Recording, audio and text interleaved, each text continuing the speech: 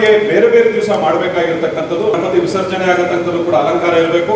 ಗಣಪತಿ ವಿಸರ್ಜನೆ ಆದ್ಮೇಲೆ ಇವ್ರಿಗೂ ಕೂಡ ಒಂದು 2 ದಿವಸ ಟೈಮ್ ಕೊಟ್ಟು ಅವ್ರಿಗೂ ಕೂಡ ಒಂದು ಅಲಂಕಾರ ಮಾಡೋದಕ್ಕೆ ಅವಕಾಶ ಆಯಿತು. ವಿಸರ್ಜನೆ ಆದ್ಮೇಲೆ ಅಲಂಕಾರವನ್ನು ತೆಗಿಬೇಕಾದ್ರೂ ಕೂಡ ಮಾನ್ಯ SP ಅವರ ನೇತೃತ್ವದಲ್ಲಿ ತಾವು ಒಂದು ಟೀಮ್ ಕೊಟ್ಟು ಅಲಂಕಾರಗಳನ್ನು ತೆಗೆದು ಇವ್ರಿಗೂ ಕೂಡ ಅವಕಾಶ ಮಾಡಿಕೊಟ್ಟಿಲ್ಲಿ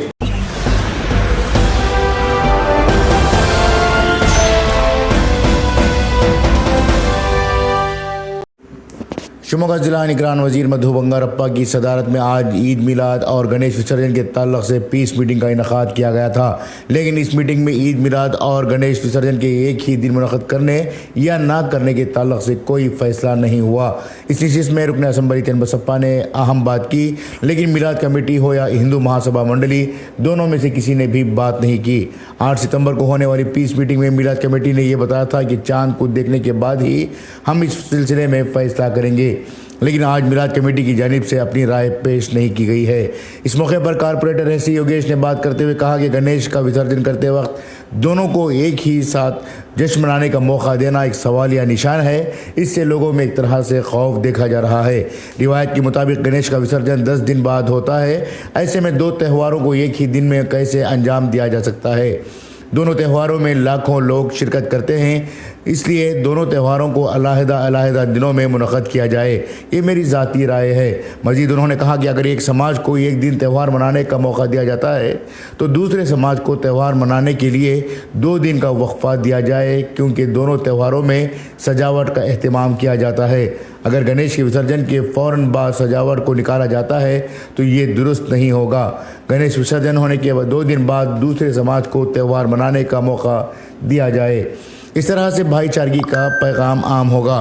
इस दौरान रुकन असम्बली चन्नबसप्पा ने कहा कि दोनों त्योहारों को एक साथ मनाया जाए, इसके लिए ज़िला इंतज़ामिया तहफ़्फ़ुज़ के माकूल इंतज़ाम करे। कांग्रेस लीडर MD शरीफ ने बात करते हुए कहा कि गणेश विसर्जन और मिलाद की तारीख़ का ऐलान ना किया जाए, बल्कि इत्मीनान के साथ दोनों त्योहारों को मनाया जाए। कौन पहले त्यौहार मनाएगा ये मुकाबला होने ना दें। गौरतलब बात यह है कि 12 रबीउल अव्वल को मिलादुन्नबी मनाया जाता है और इसी दिन जुलूस भी निकाला जाता है। ऐसे में अलग अलग दिन त्यौहार मनाने का मौका देकर कारपोरेटर योगेश ने जो मशवरा दिया है वो शायद ही कोई कबूल कर पाएगा, और इनका इशारा पहले गणेश विसर्जन को करने की लेकर है। देखना यह है कि ज़िला इंतज़ामिया इस मामले में किस तरह के इक़दाम उठाएगा। ब्यूरो रिपोर्ट, इनकलाब न्यूज़, शिवमोगा। गणपति विसर्जने ಮಾಡತಕ್ಕಂತ ದಿವಸ ಇಬ್ಬರಿಗೂ ಮೆರವಣಿಗೆಗೆ ಅವಕಾಶ ಕೊಡ್ತಿರುವಂತಕ್ಕಂಥದ್ದು ದೊಡ್ಡ ಪ್ರಶ್ನೆ ಇವತ್ತು ಜಿಲ್ಲಾಡಳಿತ ಮುಂದಿರತಕ್ಕಂಥದ್ದು. ಇವತ್ತು ಬಹಳಷ್ಟು ಜನ ಶಾಂತ ರೀತಿಯಿಂದ ಹೋಗಬೇಕು, ಶಿವಮೊಗ್ಗ ನಗರನ ಕರ್ಕೊಂಡು ಹೋಗಬೇಕು ಅಂತಕ್ಕಂಥದ್ದು ಕೂಡ ನಮ್ಮೂರಿನವರಿಗೂ ಇದೆ, ಅಕ್ಕಪಕ್ಕ ಊರಿನವರಿಗೂ ಇದೆ. ಶಿವಮೊಗ್ಗ ನಗರನ ಅನುಭವಿಸಿರ್ತಕ್ಕಂಥ ಅನೇಕ ಜನ ರೈತರಿಂದ ಹಿಡಿದು ಬಿಸ್ನೆಸ್ ಮ್ಯಾನ್ರಿಂದ ಹಿಡಿದು ಶಾಲೆಗೆ ಹೋಗ್ತಕ್ಕಂಥ ಮಕ್ಕಳಿಗೂ ಕೂಡ ಈ ಒಂದು ದೊಡ್ಡ ಆತಂಕ ಇರ್ತಕ್ಕಂಥದ್ದು. ಗುರುವಾರ ದಿವಸ ಮೆರವಣಿಗೆ, ಹಿಂದೂ ಮಹಾಸಭಾ ಗಣಪತಿ ಮೆರವಣಿಗೆಯಲ್ಲಿ ಯಾವುದೇ ರೀತಿಯಾದ ಕಡಿಮೆ ಆಗಬಾರ್ದು ಅಂತಕ್ಕಂಥದ್ದು ಕೂಡ ಇಡೀ ಶಿವಮೊಗ್ಗ ನಗರದಲ್ಲಿರ್ತಕ್ಕಂಥವ್ರು ಬಹಳಷ್ಟು ಯೋಜನೆಗಳು ಕೂಡ ಆ ಒಂದು ಸಮುದಾಯದವರು ಹಾಗೂ ಗಣಪತಿಯ ಸಮಿತಿಯವರು ಮಾಡ್ಕೊಂಡು ಬಂದಿರತಕ್ಕಂಥದ್ದು, ನಾವು ಕೂಡ ಹೊರದಾಗಿಂದ ನೋಡ್ಕೊಂಡು ಬಂದಿರತಕ್ಕಂಥದ್ದು. ಇಡೀ ಊರು ಕೂಡ ಒಂದು ಹಬ್ಬದ ವಾತಾವರಣ ಸಂದರ್ಭದಲ್ಲಿ ಮಹಾದ್ವಾರ ಆಗಿರ್ಬೋದು, ಸರ್ಕಲ್ಗಳಾಗಿರ್ಬೋದು, ಇಲ್ಲಿ ಒಂದು ಕೇಸರಿಮಯ ವಾತಾವರಣ ಆದಾಗಲೂ ಕೂಡ ಬಹಳಷ್ಟು ಜನ ಪ್ರಪಂಚಾದ್ಯಂತ ವಾಟ್ಸಪ್ ಮುಖಾಂತರ ಶಿವಮೊಗ್ಗ ನಗರ ಯಾವ ರೀತಿ ಕಾಣ್ತಾ ಇದೆ ಅಂತಕ್ಕಂಥದ್ದನ್ನು ಕೂಡ ನಾವೆಲ್ಲರೂ ಕೂಡ ನೋಡ್ಕೊಂಡು ಬಂದಿದ್ವಿ. ಇದ್ರ ಜೊತೆಗೆ ಈದ್ ಮಿಲಾದ್ ಹಬ್ಬನು ಕೂಡ ಅವತ್ತಿನ ದಿವಸನೇ ಇರೋದ್ರಿಂದ ಒಂದು ದೊಡ್ಡ ಪ್ರಶ್ನೆ ಅಂತ ಹೇಳಿದ್ರೆ ಅವತ್ತು ದಿವಸ 2 ಮೆರವಣಿಗೆ ಮಾಡಕ್ ಆಗ್ತದ ಅಂತಕ್ಕಂಥ ದೊಡ್ಡ ಪ್ರಶ್ನೆಯಲ್ಲಿ ನಾವೆಲ್ಲರೂ ಕೂಡ ಇರ್ತಕ್ಕಂಥದ್ದು. ಪಂಚಾಂಗದ ಪ್ರಕಾರ ಹೋಗಿದ್ರೆ ಇದನ್ನ ಗಣಪತಿ ಹಬ್ಬನ ಇಷ್ಟು ದಿವಸ ಆದ್ಮೇಲೆ ಬಿಡ್ಬೇಕು ಅಂತೇಳಿ ನಮ್ಮ ಅಧ್ಯಕ್ಷರು ಕೂಡ ಬಂದಿರತಕ್ಕಂಥದ್ದು, ಆಮೇಲೆ ಆ ಸಮಿತಿಯವರೆಲ್ಲ ಕೂಡ ಬಂದಿರತಕ್ಕಂಥದ್ದು ಇಷ್ಟು ದಿವಸದಲ್ಲಿ ಬಂದಿದ್ದಾರೆ ಅಂತಕ್ಕಂಥದ್ದು ಅನಂತರ ಇದನ್ನ ಚತುರ್ಥ ದಿವಸದಲ್ಲಿ. ಅದ್ರ ಜೊತೆಗೆ ಈದ್ ಮಿಲಾದ್ ಹಬ್ಬನು ಕೂಡ ನಾವು ಕೂಡ ಮಾಡ್ಕೊಂಡು ಬಂದಿರೋ ಒಂದು ಏನು ಅವರ ಒಂದು ಸಂದೇಶದಲ್ಲೂ ಕೂಡ ಅವರು ದೊಡ್ಡ ಮೆರವಣಿಗೆಯನ್ನು ಮಾಡಬೇಕು ಅಂತಕ್ಕಂಥದ್ದು ಕೂಡ ಶಿವಮೊಗ್ಗ ನಗರದಲ್ಲಿ 2 ಮೆರವಣಿಗೆಗಳು ಕೂಡ ಸುಮಾರು ಲಕ್ಷಗಟ್ಟಲೆ ಜನ ಸೇರ್ಕೊಂಡ್ಬಿಟ್ಟು ಮಾಡ್ತಕ್ಕಂಥದ್ದು. ಇತ್ತೀಚಿನ ದಿನಗಳಲ್ಲಿ ಯಾವುದೇ ರೀತಿಯ ಘಟನೆಯಲ್ಲೂ ಕೂಡ ನಾವು ನೋಡಲಿಲ್ಲ.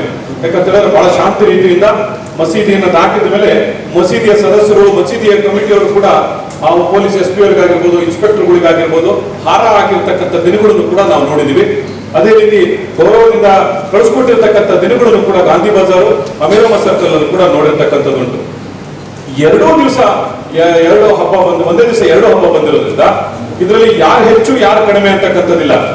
ಅದರಲ್ಲಿ 2 ಮೆರವಣಿಗೆ ಬೇರೆ ಬೇರೆ ದಿವಸ ಮಾಡಬೇಕಾಗಿರ್ತಕ್ಕಂಥದ್ದು ನನ್ನ ಇದು ನನ್ನ ಸಮುದಾಯದಲ್ಲ ಅಥವಾ ನಮ್ಮ ಬೇರೆ ಸಂಘಟನೆಗಳ ನನ್ನ ವೈಯಕ್ತಿಕ ಅಭಿಪ್ರಾಯ ಅಂತ ಹೇಳಿದ್ರೆ ಒಂದು ದಿವಸ ಒಬ್ಬರಿಗೆ ಅವಕಾಶ ಮಾಡಿಕೊಟ್ಟು ಇನ್ನೊಂದು ದಿವಸ ಇನ್ನೊಬ್ಬರಿಗೆ ಅವಕಾಶ ಮಾಡಿಕೊಟ್ರೆ ಬಹಳ ಅನುಕೂಲ ಅಂತಕ್ಕಂಥದ್ದನ್ನು ಕೂಡ ನನ್ನ ವೈಯಕ್ತಿಕವಾಗಿ ತಮ್ಮಲ್ಲಿ ಕಳಕಳಿಯಾಗಿ ಕೇಳ್ಕೊಳ್ತಾ ಇದ್ದೀವಿ. ಯಾಕಂತ ಹೇಳಿದ್ರೆ ಇದು ಯಾವ್ದಾರ ಒಂದು ಸಂಘಟನೆ ವಿಚಾರವಾಗಿರ್ಬೋದು ಅಥವಾ ಯಾವ್ದಾರ ಪರವಾಗಿ ನಿಂತ್ಕೊಂಡು ಮಾತಾಡ್ತಕ್ಕಂಥದ್ದಲ್ಲ, ಇದು ನನ್ನ ವೈಯಕ್ತಿಕ ಅಭಿಪ್ರಾಯ.